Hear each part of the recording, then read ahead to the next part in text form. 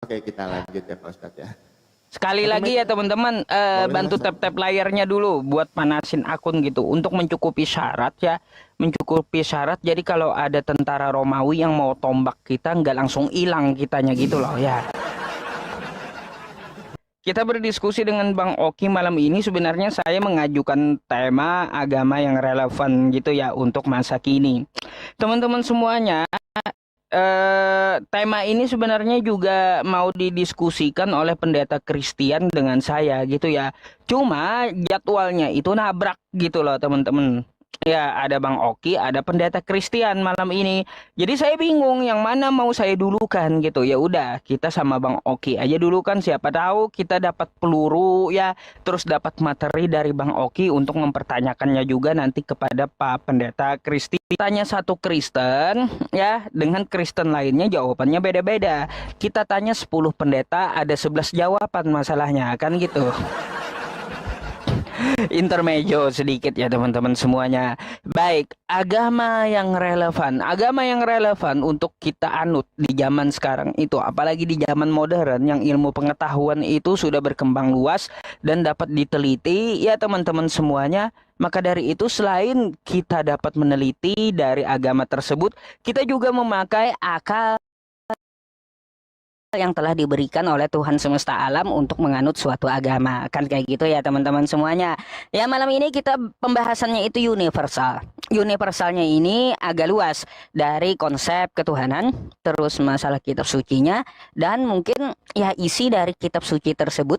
Ya itu juga akan saya bahas malam ini. Maka dari itu ya teman-teman semuanya, saksikanlah sampai selesai dan dukung terus live streamingnya gitu ya teman-teman. Saya pakai jurus Rudi Yohanes. Itu mawarnya 18 teman-teman, 18. Kacau saya kalau ingat Rudi Yohanes agak ngakak juga gitu ya teman-teman. Baik teman-teman semuanya, di dalam Al-Quran kita kalau kita baca keseluruhan ya teman-teman semuanya, dari Al-Fatihah sampai An-Nas ya, Allah Subhanahu wa Ta'ala menekankan kepada kita lebih dari 133 kali tentang masalah menggunakan akal, menggunakan otak, menggunakan akal sehat yang telah diberikan Tuhan semesta alam untuk mencerna sesuatu dan membedakan sesuatu. Mencerna sesuatu ajaran dengan akal sehat. Ya, dapat kita bedakan dengan akal, ini Tuhan, ini bukan, ini baik, ini buruk, ini salah, ini benar. Makanya kan di dalam Al-Quran kita itu tercatat, afala tatafakkarun, apa kamu nggak mikir, afala taqilun, apa kamu tidak memahaminya. Artinya kan penekanan di dalam sebuah agama, apalagi di dalam agama Islam, penekanannya memakai logika dalam beragama. Ya kawan-kawan semuanya, di dalam beragama kita memakai logika, kita syukuri akal yang telah diberikan oleh Tuhan semesta alam kepada kita. Apalagi kan kalau kita merujuk ke Al-Quran kita tuh, di dalam Quran surah Yunus ya, ayat 100, wa yaj'alur rijsa 'alal ladzina la ya'qilun. Allah sangat murka terhadap orang yang tidak mau menggunakan akalnya. Karena dari akal inilah seseorang bisa mendapatkan hidayah. Ya, saya sering mencontohkan kepada kawan-kawan semuanya, kalau seseorang itu bisa mendapatkan hidayah, diawali dari apa? Dari membuka akalnya. Ya teman-teman semuanya, kenapa akal harus dibuka? Teman-teman, begini saja sih ya, secara analogi, kalau kita punya sebuah toples ya teman-teman, kita ingin memasukkan barang ke dalam toples tersebut. Apa yang kita buka dulu? Apakah badan toplesnya? Bukan kan? Pasti tutup toplesnya dulu yang kita buka agar kita dapat memasukkan barang ke dalam toples itu. Begitu juga seseorang yang bisa mendapat hidayah, maka akalnya dulu dibuka ya, baru dia imani dengan hatinya. Dan setelah itu dia berikrar untuk mengimani bahwa itu adalah sebuah kebenaran setelah dia pikirkan. Jadi seperti itu ya teman-teman penekanannya. Baik, mungkin itu aja prolog dari opening saya ya dulu teman-teman saya menekankan masalah itu dulu kepada Bang Oki dan kepada para penonton. Jadi kita lihat dulu juga bagaimana penekanan Bang Oki dalam opening statementnya. Ya terima kasih. Oke, Pak Ustadz Yusuf PI, terima kasih banyak. Ya teman-teman kencengin dulu tap-tap layarnya teman-teman ya. Biar roomnya aman. Oke silakan diterima Pak Ustadz. Oke, Pak Ustadz Yusuf PI, terima kasih untuk temanya yang sebenarnya saya baru tahu tema itu jam 8 malam ini, saya baru tahu temanya tentang apakah agama mana yang relevan dengan masa kini, gitu kan? Agama yang relevan dengan masa kini. Ya kalau kita bicara tentang ajaran Kristen, ajaran Kristen itu relevan sekali untuk agama masa kini. Ajarannya itu sangat relevan sekali untuk kehidupan masa kini. Yang pertama, jelas sekali landasan ajaran Kristen itu adalah kasih. Itu yang pertama ya teman-teman ya. Kristen itu mengajarkan kasih tentang pengampunan. Itu sangat relevan sekali di dalam kehidupan masa kini. Kita sebagai anak-anak Tuhan, kita sebagai orang-orang Kristen, itu diajarkan di dalam Alkitab itu untuk mengasihi. Dan ketika kita bisa mengikuti itu sebenarnya luar biasa sekali. Itu akan berdampak positif di dalam kehidupan kita. Oke, kalau bicara tentang ayat Alkitabnya banyak sekali. Ayat-ayat Alkitab yang mengajarkan kita tentang ajaran kasih. Misalnya di dalam Roma 12 ayat yang ke-10. Hendaklah kamu saling mengasihi sebagai saudara dan saling mendahului dalam memberi hormat. Itu satu data. 1 Yohanes 4 ayat yang ke-7. Saudara-saudara marilah kita saling mengasihi sebab kasih itu berasal dari Allah. Dan setiap orang yang mengasihi adalah lahir dari Allah dan mengenal Allah. Itu dua data. 1 Korintus 16 ayat yang ke-14. Lakukanlah segala sesuatu dengan cinta. Dan ini penting teman-teman. 1 Korintus 16 ayat 14.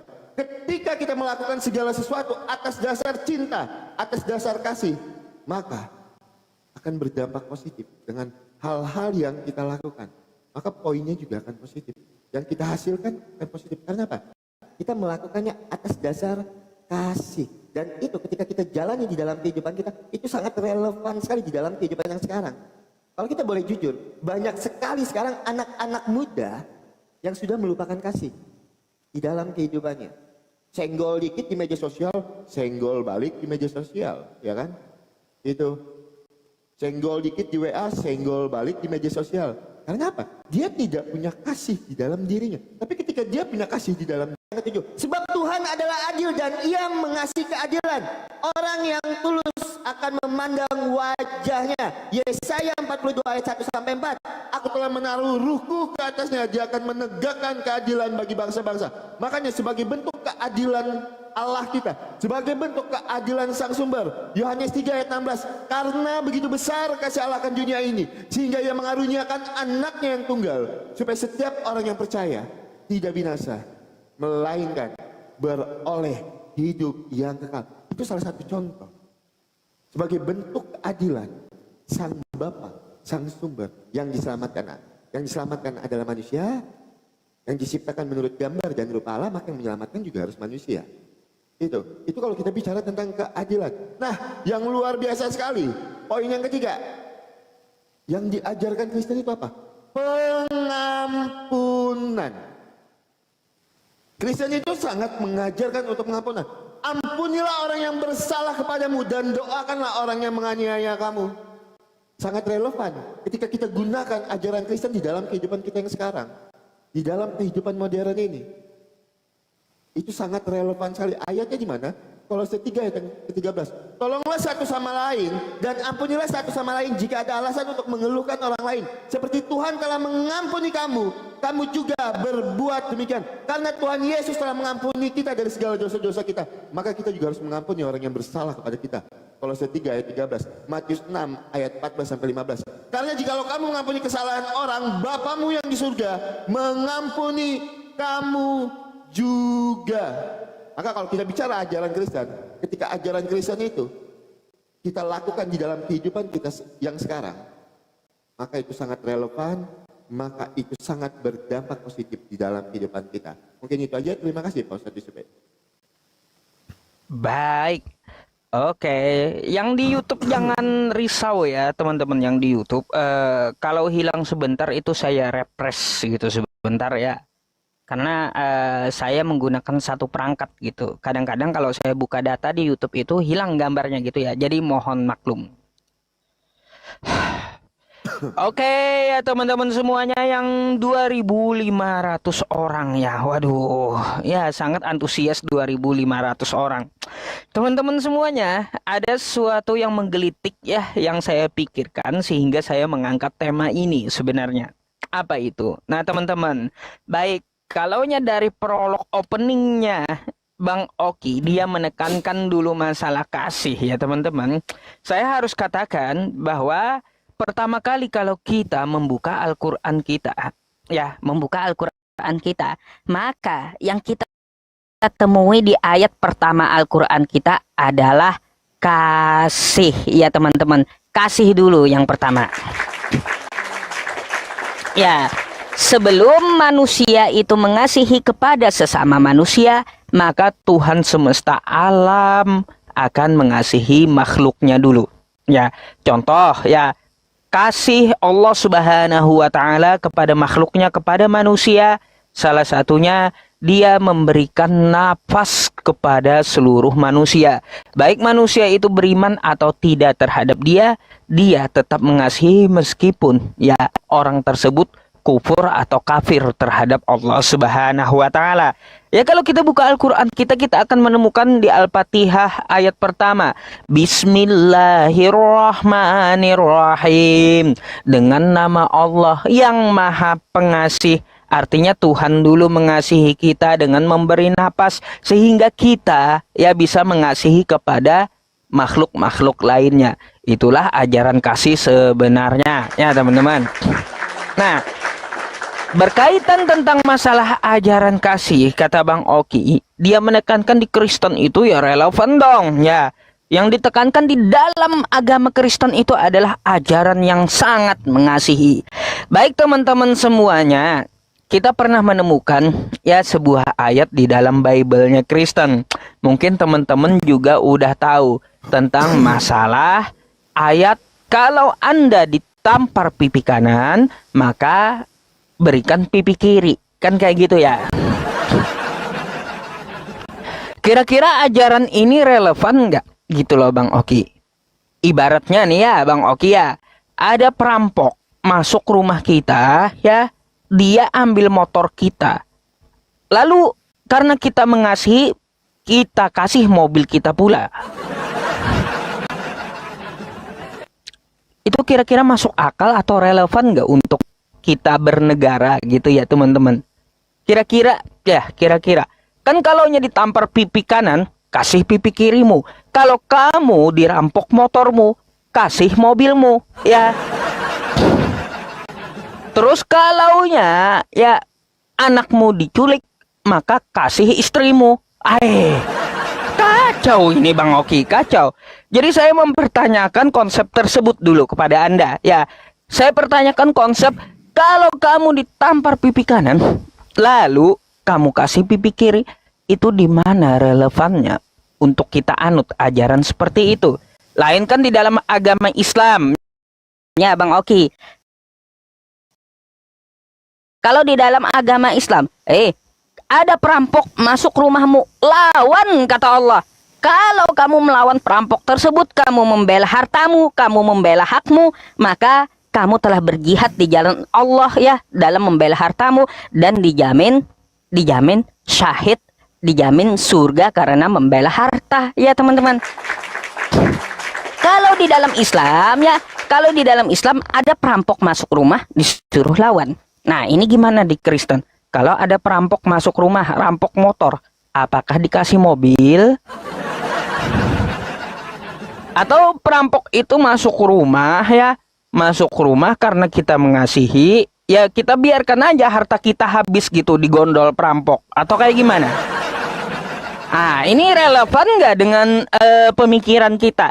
Pantas nggak ajaran seperti ini untuk kita anut di zaman sekarang? Ya kalaunya seperti ini kita anut ya teman-teman, mungkin harta kita habis gitu loh Bang Oki. Jadi saya minta alasan di mana relevannya ajaran kasih seperti ini. Kalau kamu ditampar pipi kanan, maka kasih pipi kiri. Atau Anda bisa jelaskan dulu bagaimana maksudnya. Apakah betul sesuai yang saya katakan? Kalau motormu dicuri, kasih mobilmu. Kalau anakmu diculik, kasih istrimu. Silahkan.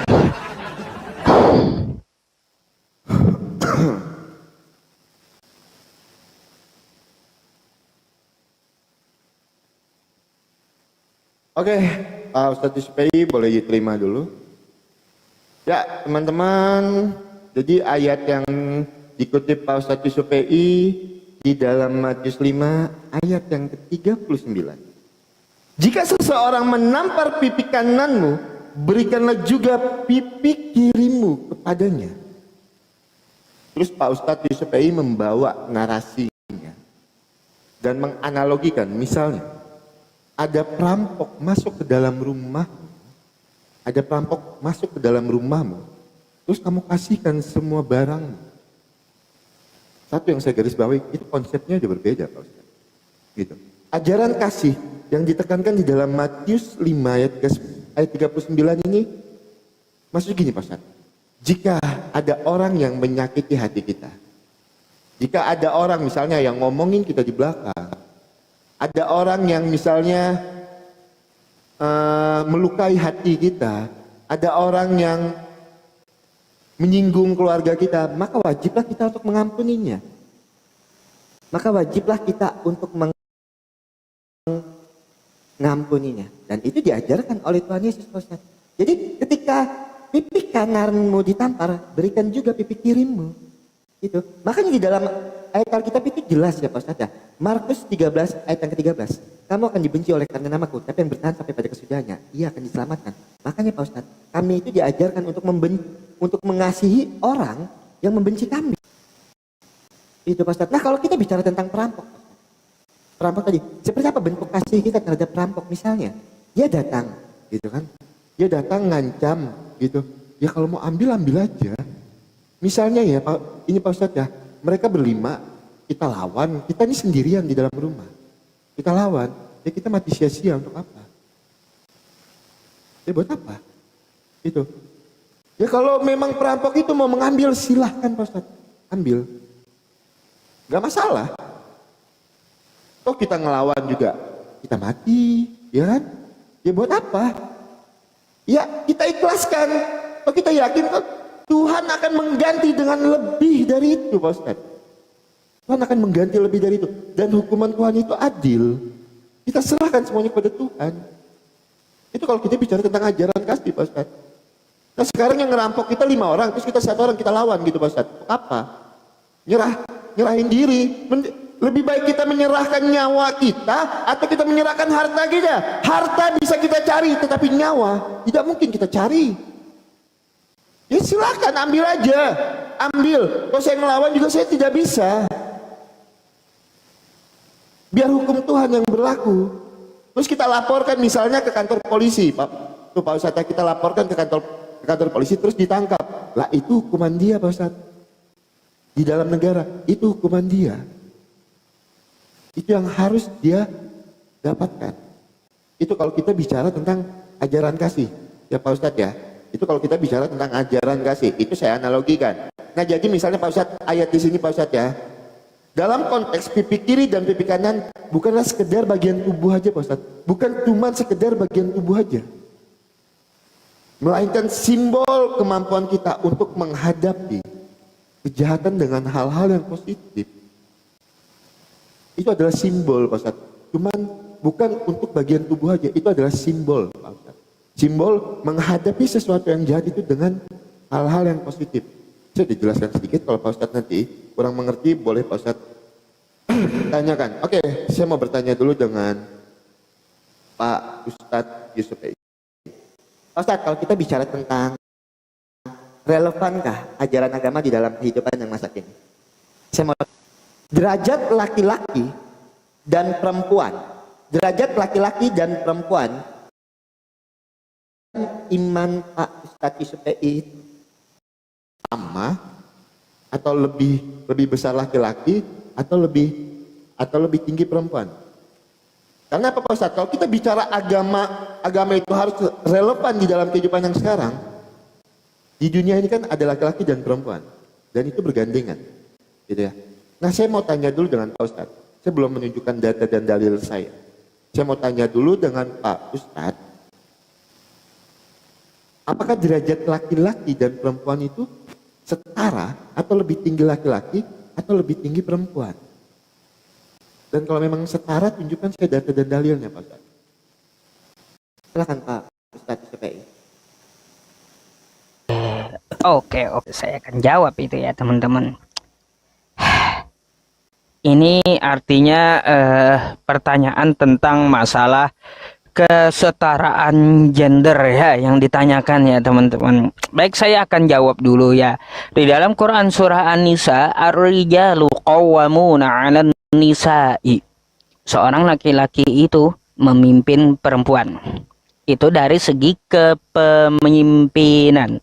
Tapi kalaunya untuk masalah ketaatan dan ketakwaan, Waktunya sudah mulai Pak Ustadz ya?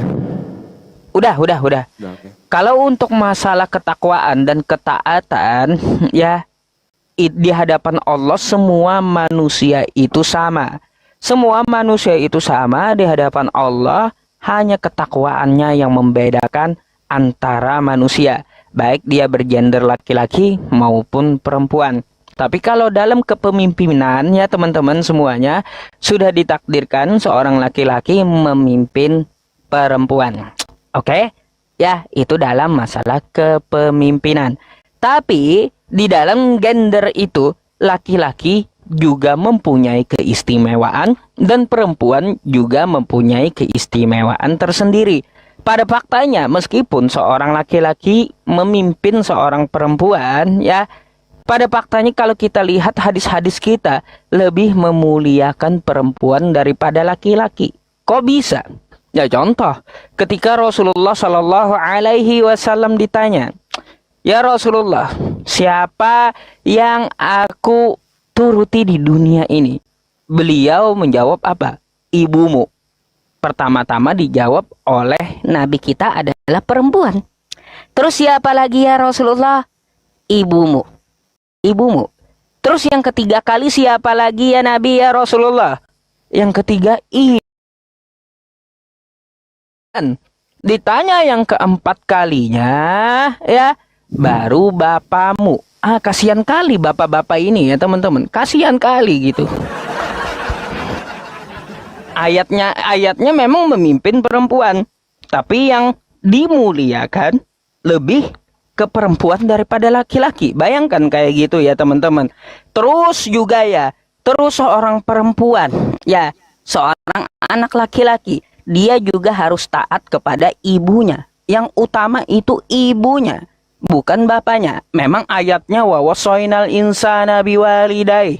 Aku perintahkan untuk manusia agar berbakti ya kepada kedua orang tuanya. Itu jawaban saya secara singkat Bang Oki ya, untuk pembahasan masalah kesetaraan gender. Ada keistimewaan antara laki-laki dan perempuan. Secara takdir laki-laki memimpin perempuan, tapi secara di hadapan Allah Subhanahu wa taala, di hadapan Tuhan semesta alam, semuanya sama di antara manusia, hanya takwanya yang membedakan. Jadi kayak gitu. Terus juga ya Bang Oki tentang masalah kesetaraan gender. Bang Oki, tidakkah Bang Oki ingat bahwa laki-laki di dalam kekristenan itu setara dengan Tuhan? Kayak gitu. Coba Bang Oki lihat di kitab Bang Oki ya. Laki-laki itu setara dengan Tuhan bagi perempuan. Jadi perempuan itu ya bagaikan budak di dalam kekristenan dan laki-laki setara dengan Tuhan itu. Bagaimana itu tanggapan Bang Oki kalau masalah kesetaraan gender seperti itu?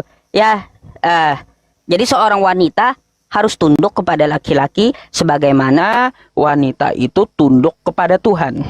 Mau ayatnya di Efesus ya. Coba Anda tanggapi tentang masalah kesetaraan gender. Kenapa di kekristenan itu wanita dianggap kayak budak? Di mana setaranya gitulah? Ya itu pertanyaan saya yang pertama, berkaitan jawaban Bang Oki, ya, jawaban Bang Oki tentang masalah kalau ada perampok, ya, ngapain kita melawan? Ini namanya pengecut, ya teman-teman. Ngapain kita melawan? Biarin aja tuh perampok ambil harta kita. Lah Bang Oki pertanyaannya, kalau perampoknya mau ambil istri kita gimana? Kalau perampoknya ada 5, mau ambil istri kita, apakah kita serahkan istri kita? Kalau kita serahkan istri kita, di mana kasihnya terhadap istri coba? Ini membingungkan. Kalau harta oke lah, serahkan aja harta. Harta bisa dicari. Kalau perampoknya mau istrinya Bang Oki kayak gimana? Serahkan juga istrinya atau seperti apa? Silahkan jelaskan ya.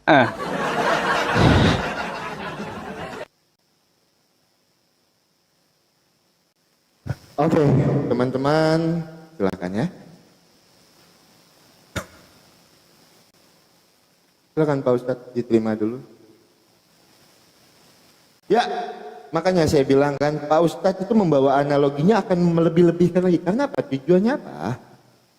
Ingin menjatuhkan dari ajaran kasih di dalam iman Kristen. Misalnya lagi, tadi kan perampok gitu kan. Tadi perampok, terus misalnya sekarang perampok mau ngambil istri. Itu, apakah dikasih atau tidak? Pertanyaan saya Pak Ustadz, apakah itu sudah terjadi atau belum? Itu kan asumsi sesuatu yang belum terjadi. Makanya kalau bicara tentang agama itu, ketika kita membawa Pak Ustadz, ketika kita membawakan analogi kita, dan analogi itu tuh benar-benar terjadi. Nah kalau Pak Ustadz bertanya dengan saya, misalnya, apakah kalau misalnya perampok itu mau mengambil istri saya, apakah saya kasih atau tidak? Kan itu belum pernah terjadi di dalam kehidupan saya Pak Ustadz. Saya belum tahu apa yang harus saya lakukan. Tapi kalau kita bicara di dalam kekristenan Pak Ustadz, jelas sekali Tuhan Yesus mengajarkan kita untuk mengampuni, untuk mengasihi Pak Ustadz. Dan konteksnya juga Pak Ustadz, ini tidak terlalu berlebih-lebihan sekali Pak Ustadz. Tidak terlalu berlebih-lebihan Pak Ustadz ya, sampai istilah diambil perampok lah, itu kan. Itu tidak terlalu berlebih-lebihan seperti itu. Dan Pak Ustadz itu sebenarnya menggunakan logika seperti itu, analogi seperti itu, tujuannya cuma ingin menjatuhkan iman dari kekristenan. Itu yang pertama. Nah Pak Ustadz tadi bilang, kalau perempuan itu di dalam iman kekristenan, kalau perempuan itu di dalam iman kekristenan cuman di... Saya satu ayat Pak Ustadz yang menegaskan kalau di dalam iman kekristenan perempuan itu adalah budak.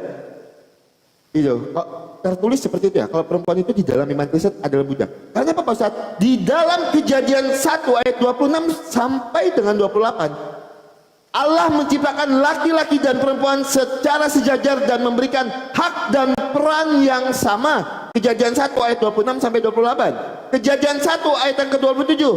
Laki-laki dan perempuan diciptakan menurut gambar dan rupa Allah dan memiliki kesetaraan. Galatia 3 ayat yang ke-28 menjelaskan bahwa di hadapan Kristus laki-laki dan perempuan sama. Pak Ustadz, ya, saya tunjukkan datanya. Nah nanti Pak Ustadz tolong tunjukkan datanya. Kalau memang perempuan di dalam iman Kristen itu cuman dijadikan budak. Oke, saya akan lanjut bertanya ke dalam iman Pak Ustadz Yusuf. Sebenarnya saya bertanya tadi cuma masalah gender ya, di dalam iman Pak Ustadz Yusuf. Pak, saya bawakan di dalam An-Nisa surat keempat ayat yang ketiga. Saya bacakan ya. Jika kamu khawatir tidak akan mampu berlaku adil terhadap dalam kurung hak-hak perempuan yatim, dalam kurung bila mana kamu menikahinya, nikahilah perempuan lain yang kamu senangi 2, 3, atau 4. Akan tetapi jika kamu khawatir tidak akan mampu berlaku adil, nikahilah seorang saja atau hamba sahaya, perempuan yang kamu miliki, yang demikian itu lebih dekat untuk tidak berbuat zalim. Pertanyaan saya sama Pak Ustadz, dalil saya An-Nisa ayat yang ketiga. Pak Ustadz, di sini kan diperbolehkan untuk seorang laki-laki jika dia mampu berlaku adil, menikahlah dengan 2 atau 3, 4 orang perempuan. Jika dia mampu berlaku adil. Pertanyaan saya Pak Ustadz, apakah seorang perempuan boleh menikah lebih dari satu, atau apakah seorang perempuan itu boleh berpoliandri? Kalau memang boleh, tunjukkan saya data dan dalilnya. Kalau memang tidak boleh, tunjukkan saya data dan dalilnya. Kenapa laki-laki boleh, perempuan tidak boleh? Itu. Tunjukkan saya. Apakah ajaran boleh menikah lebih dari satu itu relevan di dalam kehidupannya sekarang? Apakah seorang manusia itu mampu berlaku adil? Itu. Nanti tolong Pak Ustadz tanggapi. Apakah ajaran boleh menikah lebih dari satu itu relevan di dalam kehidupan yang sekarang? Ekonomi serba sulit. Itu. Apakah relevan Pak Ustadz menikah lebih dari satu di dalam kehidupan masa kini? Itu. Dan nanti tolong Pak Ustadz tunjukkan datanya ya. Karena di sini kan boleh nih laki-laki. Saya nggak tahu kalau perempuan, saya belum dapat datanya. Itu. Saya mau belajar dengan Pak Ustadz. Siapa tahu saya bisa dapat data kan dari Pak Ustadz. Silakan Pak Ustadz. Pertanyaan bagus itu. Seneng saya dengan pertanyaannya.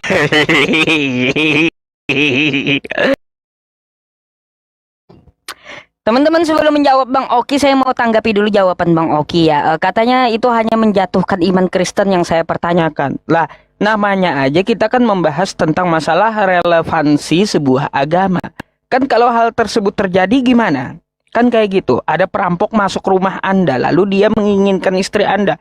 Apakah istri Anda serahkan saja gitu biar Anda selamat? Lalu Anda kawin lagi kayak gitu, cari istri baru. Masya Allah ya. Kan kayak gitu.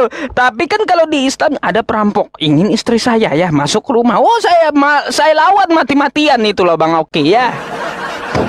Biarpun saya mati ya di tangan perampok, yang penting istri saya dilindungi gitu ya. Gitu. Apa kalau saya mati di tangan perampok, saya membela harta saya, membela hak saya, maka jaminannya syahid di dalam agama Islam. Nggak takut saya, kematian melawan perampok adalah sebuah kemenangan ya. Berkaitan tentang An-Nisa ayat 3 ya, wa in khiftum alla tuqsitu fil yatama fankihu ma taba lakum minan nisa'i masna wa sulasa wa ruba' fa in khiftum alla ta'dilu fawahidah. Bang Oki baca juga dong itu ke bawahnya, fa in khiftum alla ta'dilu fawahidah. Maka kamu jika tidak mampu berlaku adil, menikah satu saja. Jadi ajaran menikah satu saja itu perintahnya hanya ada dalam agama Islam ya, gitu. Nggak ada di Kristen menikah satu saja, nggak ada. Yesus pun tidak melarang poligami. Kan kayak gitu.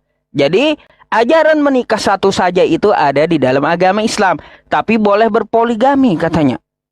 2, 3, 4. Coba Anda buka di dalam Quran surah An-Nisa ayat 129 Bang Oki ya. Bagaimana seseorang itu kalau syaratnya berpoligami? Walan tastati'u an ta'dilu bainan nisa'i walau harastum fala tamilu kullal maili fatadharuha kal mu'allaqah wa in tuslihu wa tattaqu fa innallaha kana ghafurur rahim. Kamu sekali-sekali tidak akan dapat berlaku adil di antara istri-istrimu. Demikian. Oleh karena itu, janganlah kamu terlalu cenderung kepada yang kamu cintai sehingga kamu biarkan yang lain terkatung-katung. Ini syarat poligami. Nggak boleh cintanya itu kepada satu istri lebih condong. Nggak boleh nggak adil. Ya, jika kamu mengadakan islah, perbaikan dan memelihara diri dari kecurangan, sesungguhnya Allah Maha Pengampun. Syaratnya berat ya teman-teman. Berat. Lagi pula seseorang laki-laki yang berpoligami itu waduh ya, tidak ini loh teman-teman, bukan dari masalah harta saja ya dia mumpuni, tapi juga masalah dari ilmu gitu. Ilmu dalam beragama dia juga harus mumpuni. Bayangkan kayak gitu Bang Oki. Kalau sholatnya seminggu sekali mau poligami, sholat seminggu sekali mau poligami, agamanya aja nggak beres, dirinya sendiri nggak beres, mau pelihara seorang wanita lebih dari satu, kacau ya. Jadi dilihat juga syaratnya gitu, dilihat juga syaratnya. Sangat ketat di dalam agama Islam itu syarat berpoligami. Jika dia lebih condong kepada salah satu istrinya, maka sehingga dia tidak berlaku adil, Allah akan membangkitkan seorang laki-laki yang berpoligami kalau dia condong kepada satu istrinya sehingga terkatung-katung istri yang lain, maka di hari kebangkitan Allah akan bangkitkan dia dengan berjalan runtuh sebelah. Na'udzubillahi min dzalik. Jangan pikir enaknya doang gitu ya. Pikir juga ancamannya ya. Jangan-jangan Bang Oki mau poligami ini ya, teman-teman. Berkaitan apakah perempuan boleh ya menikah lebih dari satu? Waduh, kalau menikah lebih dari satu laki-laki, Bang Oki, satu perempuan, laki-lakinya 4. Nanti kalau kikuk-kikuk hamil itu perempuan, ayahnya yang mana?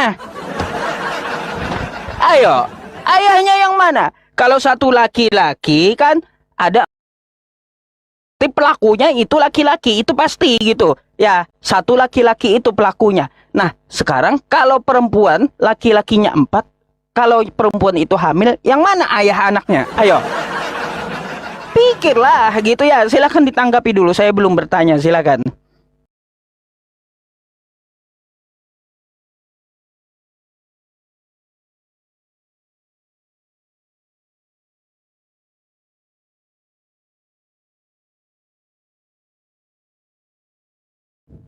Bang Oki nggak ada suaranya loh.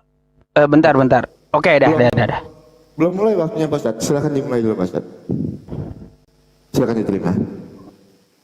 Oke, saya tanggapi dulu ya teman-teman ya. Jadi Pak Ustadz itu ketika dia membawa ajaran kasih tadi, ditampar pipi kananmu, kasihlah pipimu. Padahal saya sudah jelaskan ya. Di situ sebenarnya tidak merujuk kepada analogi Pak Ustadz tadi, pengampunannya. Itu lebih ke ajaran, maksudnya gini loh Pak Ustadz. Ketika kita disakiti orang lain, ketika ada orang lain yang menyakiti kita, itu tidak berkaitan di dalam perampok tadi Pak Ustadz. Itu. Jadi analogi Pak Ustadz itu berlebihan di dalam ayat itu. Itu. Nah terus Pak Ustadz bertanya sama saya kan, seperti apa misalnya kalau istrimu mau diambilkan, itu tidak terjadi Pak Ustadz. Jadi saya tidak bisa menjelaskan, karena kalau saya menjelaskan Pak Ustadz akan jadi kebohongan belaka. Sesuatu yang belum terjadi dengan saya, terus saya jelaskan untuk apa? Kan itu belum terjadi di dalam kehidupan saya. Lah untuk apa saya jelaskan? Itu adalah kebohongan besar. Semua orang bisa bilang, saya berani, saya tidak pengecut. Tapi ketika itu terjadi, belum tentu itu bisa dilakukan. Saya tegaskan di situ. Kenapa saya berani bilang tadi? Kenapa saya berani bilang tadi? Saya lebih baik fair-fairan. Itu belum terjadi. Sesuatu yang belum terjadi saya tidak bisa menggambarkan. Ya itu kan belum terjadi Pak Ustadz. Kalau saya cuma, tapi apakah nyatanya nanti terbukti seperti itu? Kan kita tidak tahu. Semua orang bisa ngomong seperti itu. Tapi apakah kita bisa melakukannya? Itu yang jadi pertanyaannya. Ya Pak Ustadz ya, itu yang menjadi pertanyaannya. Semua orang boleh ngomong berani, tapi pertanyaannya, sudah pernah terjadi atau sudah pernah terbukti di dalam kehidupan Pak Ustadz? Kan belum. Itu cuma asumsi, sesuatu yang belum terjadi, kita belum tahu kebenarannya. Itu Pak Ustadz. Nah, ketika saya sudah menanggapi ya apa yang menjadi jawaban Pak Ustadz tadi, saya mau tanggapi dulu. Pak Ustadz, kalau memang Pak Ustadz, laki-laki boleh menikah lebih dari satu dengan syarat-syarat tertentu yang Pak Ustadz sebutkan tadi, apakah dijamin?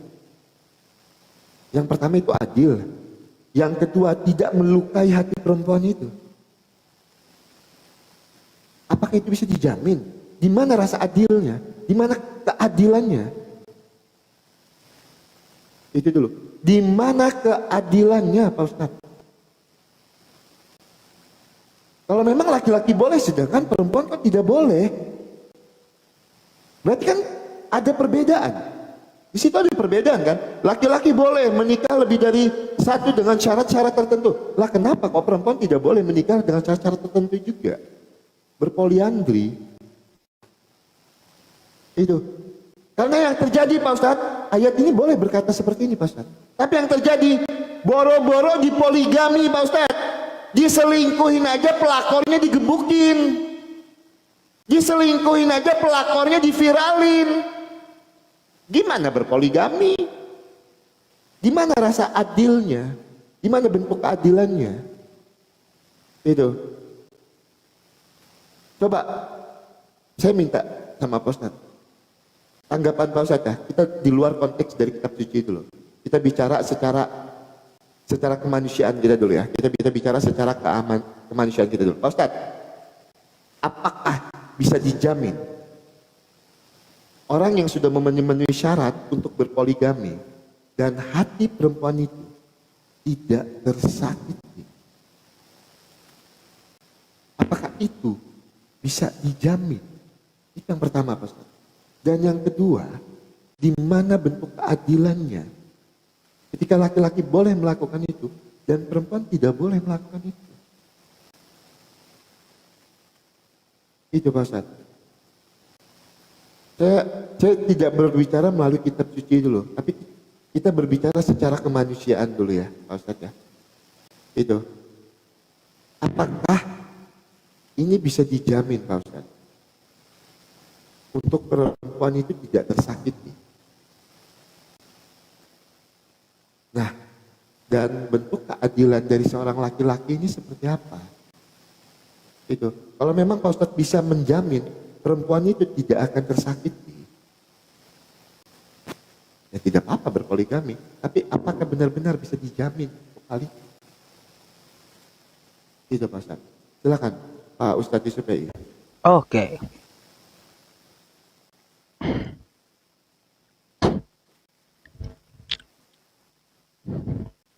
Tunggu waktu ya teman-teman. Baik, pertama-tama poligami itu bukan selingkuh ya teman-teman. Itu perlu Anda bedakan. Terus apakah kata Bang Oki tidak tersakiti itu perempuan? Enggak sakit hati itu perempuan? Lah, Bang Oki, istri saya aja nyuruh saya poligami. Nikah aja lagi katanya. Ayo. Ada nggak dia sakit hati gitu? Yang penting saya pulang ya, dari ujung kepala saya sampai ujung kaki saya tetap ada gitu. Ya silakan kau nikah lagi katanya. Ayo, nggak sakit hati dia gitu. Tergantung dari perempuannya. Terus di mana letak keadilannya? Laki-laki boleh poligami, terus perempuan tidak boleh. Bang Oki, kalaunya ya, misalkan populasi dari perempuan di dunia ini lebih banyak daripada laki-laki, ya. Laki-lakinya 1 juta di dunia, perempuannya 4 juta. Kalau laki-lakinya menikah satu saja, laki-laki 1 juta menikah dengan perempuan 1 juta. Sekarang 3 juta perempuan itu mana pasangannya? Mana keadilannya bagi perempuan kalau gitu? Masa 3 juta pasangan, 3 juta perempuan nggak dapat suami? Mana adilnya?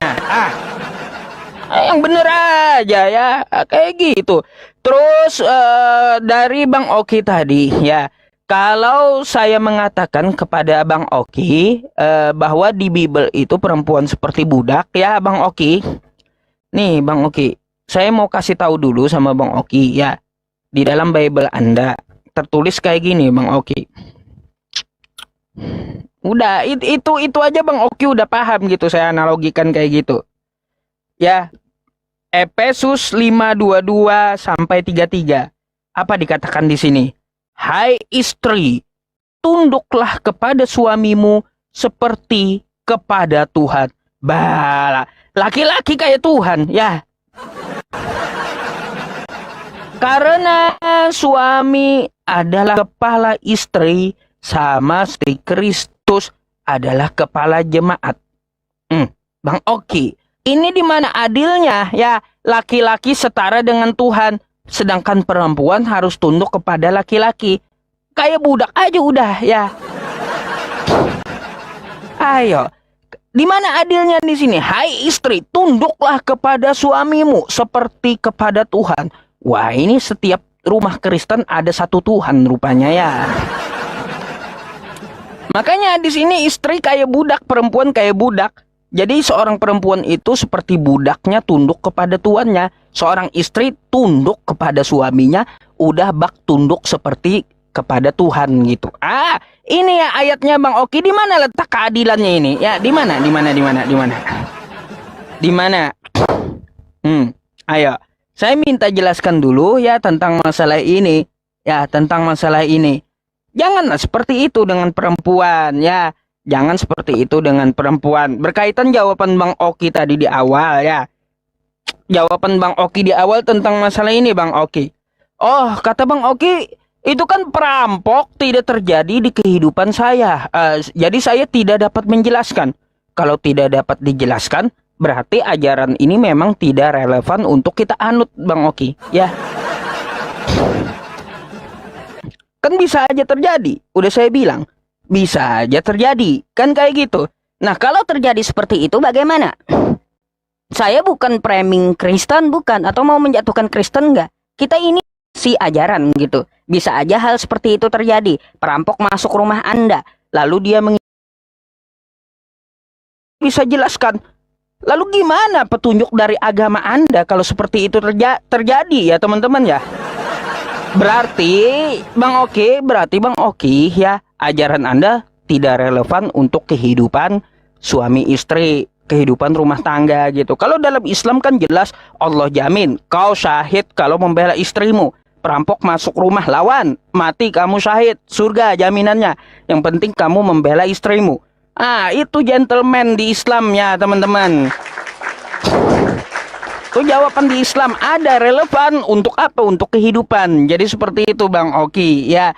Untuk tanggapan saya dari jawaban Bang Oki. Saya mau tahu dulu bagaimana penjelasan Efesus 5 nomor 22 sampai 33 itu. Kenapa seorang istri itu harus tunduk kepada suami sebagaimana dia tunduk kepada Tuhan? Wah, ini ngeri kali Bang Oki. Coba jelaskan dulu sama saya ya. Oke. Thank you.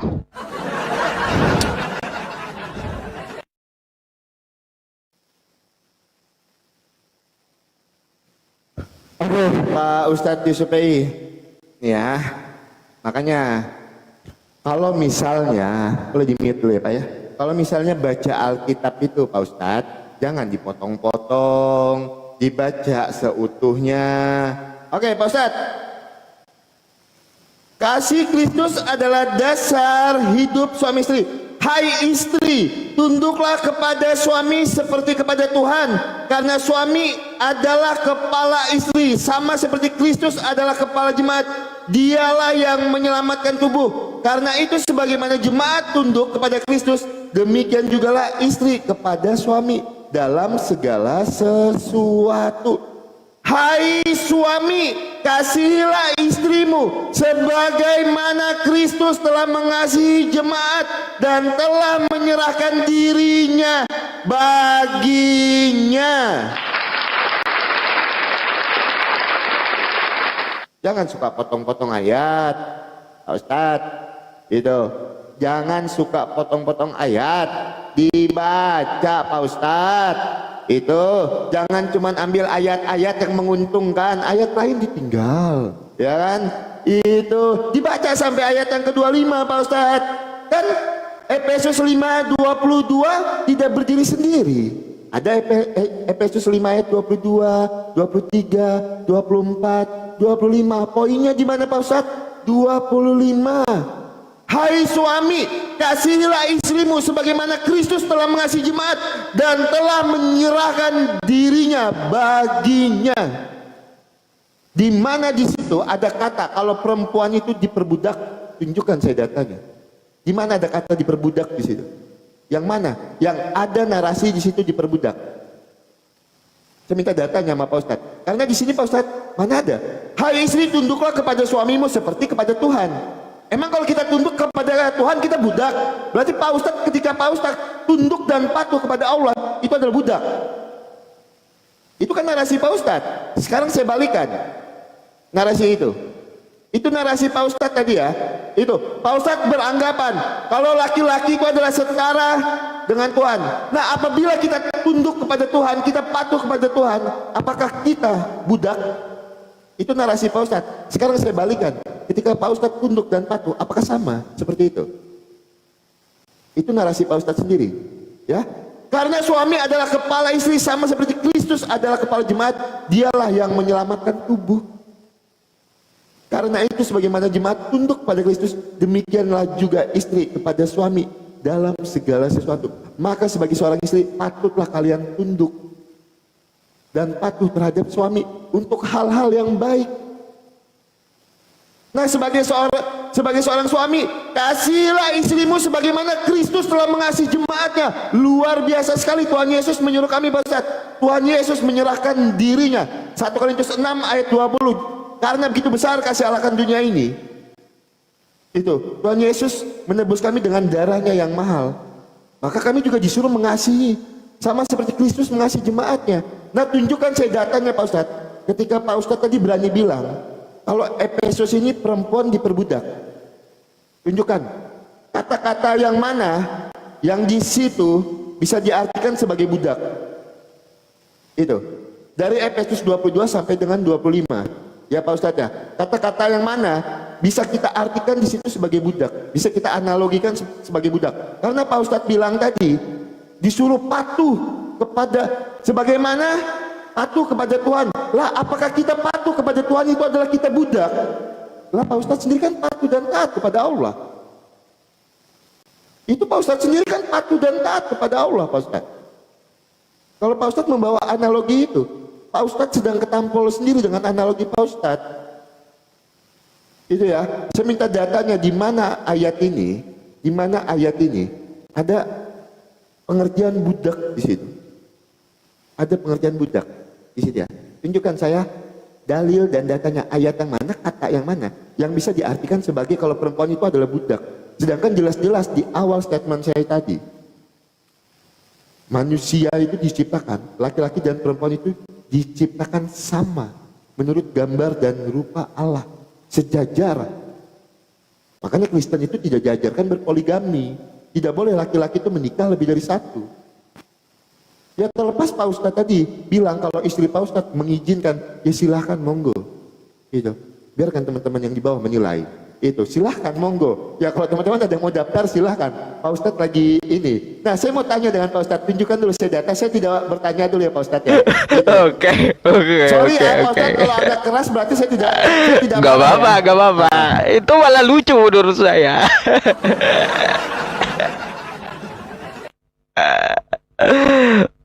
Ya, pencet Bang Oki. Oke, ya teman-teman, ya saya jawab dengan istri saya mengizinkan poligami ya, ya terserah karena Bang Oki kalau gitu. Kehabisan jawaban Bang Oki dah. Baik, begini ya teman-teman semuanya.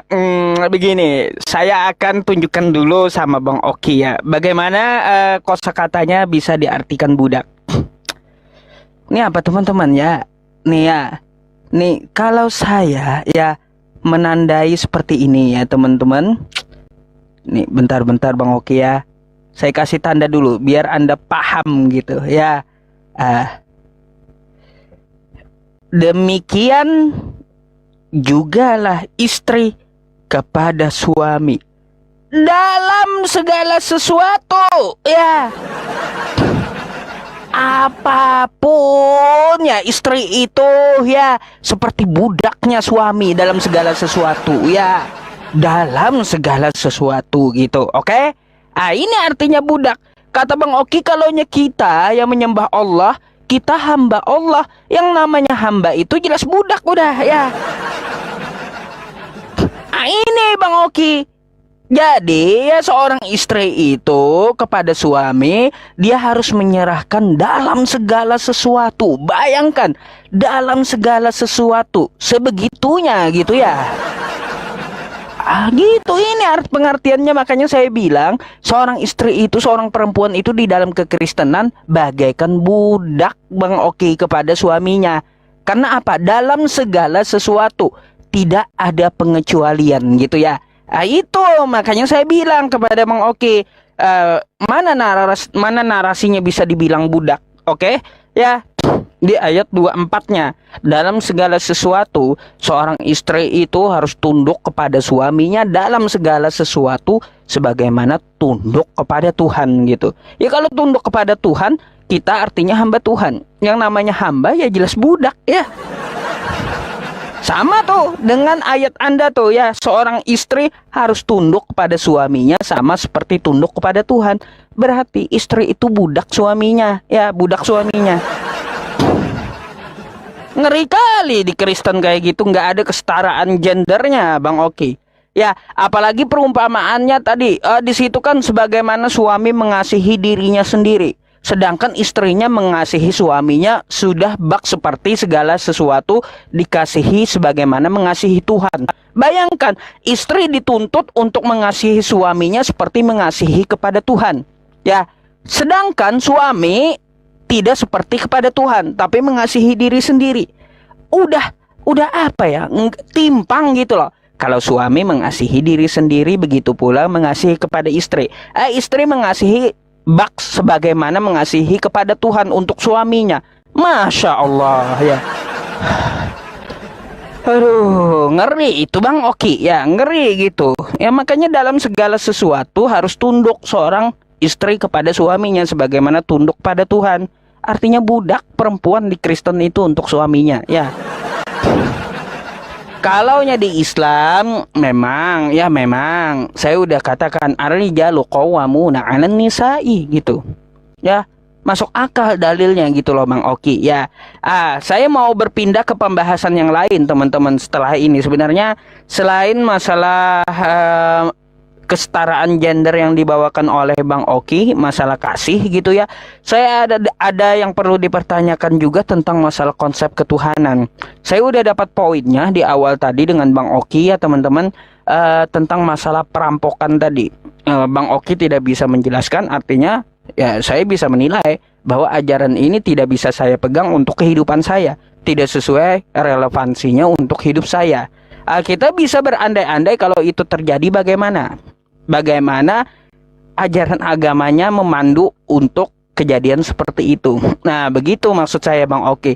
Tapi ya kalau Anda menjawab, ya itu belum terjadi kepada saya. Saya belum bisa menjelaskannya. Berarti bisa saya ambil kesimpulan bahwa ajaran ini tidaklah relevansi untuk kehidupan kita bermasyarakat. Jadi seperti itu ya.